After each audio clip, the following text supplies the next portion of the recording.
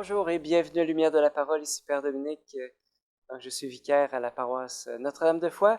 Très heureux de vous accueillir. Aujourd'hui, on se met à l'écoute de l'Évangile de Jésus-Christ selon Saint Jean. En ce temps-là, de nouveau des Juifs prirent des pierres pour lapider Jésus. Celui-ci reprit la parole. J'ai multiplié sous vos yeux les bonnes œuvres qui viennent du Père. Pour laquelle de ces œuvres voulez-vous me lapider? Ils lui répondirent, ce n'est pas pour une bonne œuvre que nous voulons te lapider, mais c'est pour un blasphème. Tu n'es qu'un homme et tu te fais Dieu. Jésus leur répliqua, n'est-il pas écrit dans votre loi, j'ai dit, vous êtes des dieux? Elle les appelle donc des dieux, ceux à qui la parole de Dieu s'adresse, et l'écriture ne peut être abolie. Or, celui que le Père a consacré et envoyé dans le monde, vous lui dites, tu blasphèmes, parce que j'ai dit, je suis le Fils de Dieu. Si je ne fais pas les œuvres de mon Père, continuez à ne pas me croire. Mais si je les fais, même si vous ne me croyez pas, croyez les œuvres. Ainsi vous reconnaîtrez, et de plus en plus, que le Père est en moi, et moi dans le Père. Eux cherchaient de nouveau à l'arrêter, mais il leur échappa. Il repartit de l'autre côté du Jourdain, à l'endroit où, au début, Jean baptisait. Il y demeura. Beaucoup vinrent à lui en déclarant, Jean n'a pas accompli de signe, mais tout ce que Jean a dit de celui-ci était vrai. Et là, beaucoup crurent en lui. Acclamons la parole de Dieu. Tu n'es qu'un homme et tu te fais Dieu.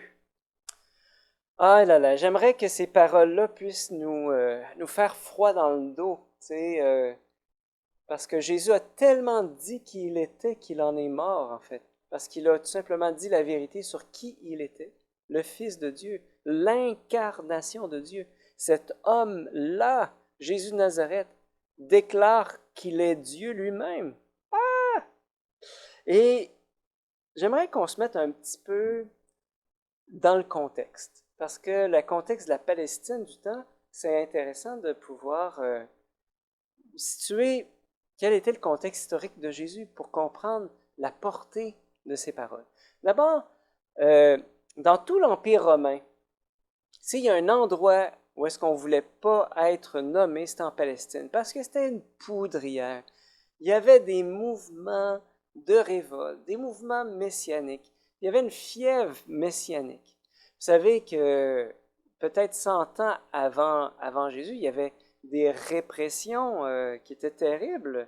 Et vous savez que il y a même à l'époque du roi Alexandre Janet, il y avait plus de 800 crucifixions à Jérusalem, tu sais, pour mater les insurrections. Ensuite, il y a eu l'insurrection avec Judas le Galiléen. Puis ça a continué après Jésus en 66, juste avant la chute du temple de Jérusalem en 70. Alors, il y avait beaucoup de répression. Pourquoi? Parce qu'il y avait des mouvements messianiques. Parce que, vous savez, les Juifs sont sous l'occupation romaine, mais ils ont été aussi sur l'occupation des Perses, sur l'occupation des Grecs, etc. En fait, ils sont tout le temps sous l'occupation de quelqu'un, et pourtant, il y a des paroles dans l'Écriture qui leur dit je vous redonnerai votre terre, David va revenir. Donc, un Juif qui a David en tête, ben, il voit un chef d'armée. Tu sais, comme si vous lisez les livres de Samuel, vous allez voir David mener les armées du roi contre les Philistins, puis aller de victoire en victoire, puis établir un royaume indépendant. Alors, ça, c'était des mouvements à l'époque de Jésus, tu sais, des mouvements d'indépendance contre l'occupation romaine. Et donc, et ensuite, les Romains, quelles étaient leurs habitudes? Parce que vous savez que les Romains dominaient, mais pourtant, il y avait des rois comme Hérode, il y avait des grands prêtres, il y avait le Sanhédrin. Donc, les Romains avaient fait un genre de marché, hein, en disant, écoutez, on vous laisse votre pouvoir, mais vous nous aidez à contribuer à la paix romaine. Donc, ça veut dire, on vous laisse votre pouvoir, mais écoutez, avec votre pouvoir, gardez la paix dans la Palestine. On compte sur vous. Sinon, ça va aller mal pour vous. Alors, les rois comme Hérode, les grands prêtres avaient une pression terrible pour garder le peuple tranquille.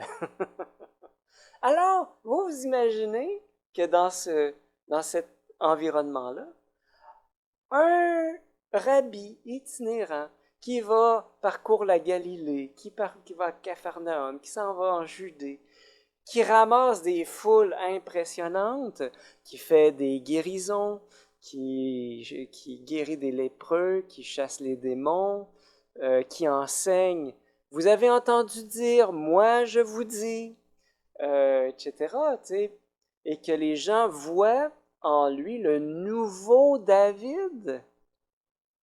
C'était assez mal vu de la part des grands prêtres puis du roi Hérode, parce qu'on se disait, écoutez, là, si ce gars-là est l'étincelle qui met le feu aux poudres, les Romains, ils vont nous clencher, ils vont nous massacrer. Alors, et là, c'est là qu'on a le pompon aujourd'hui. C'est que ce gars-là, non seulement c'est un prophète, non seulement c'est le Messie annoncé, mais en plus, il dit de lui-même, je suis le Fils de Dieu.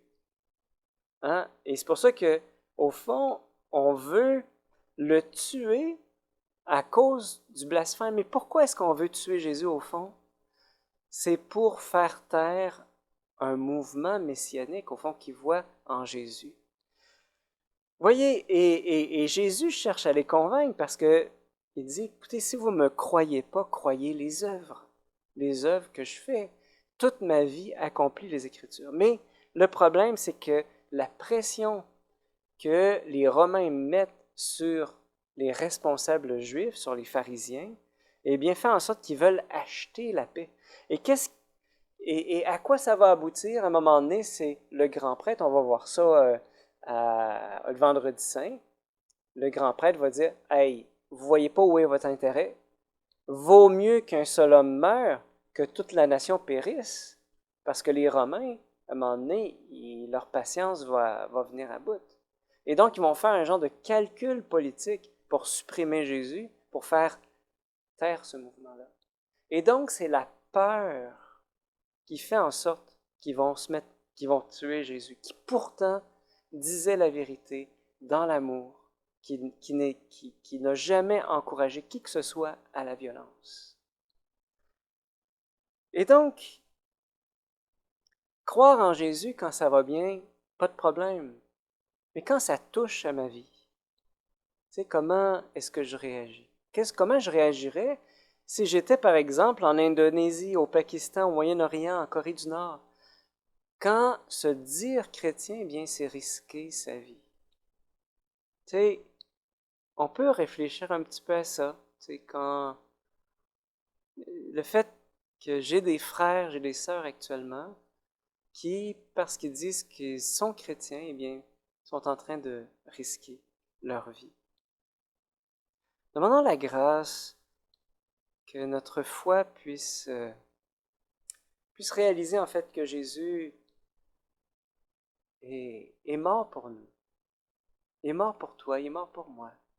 Il a risqué sa vie dans un grand amour et que cet amour-là, eh bien, pourrait faire en sorte que, tu sais, est-ce que ma réponse d'amour serait assez forte pour dire, ben Seigneur, moi aussi, je voudrais donner ma vie pour toi si j'étais placé dans une situation comme ça. Prenons juste le temps de réfléchir à tout ça. Et je demande au Seigneur qu'il vienne nous bénir aujourd'hui. Au nom du Père, du Fils et du Saint-Esprit. Amen. Je vous souhaite une très belle fin de semaine. On se dit à la semaine prochaine. Au revoir.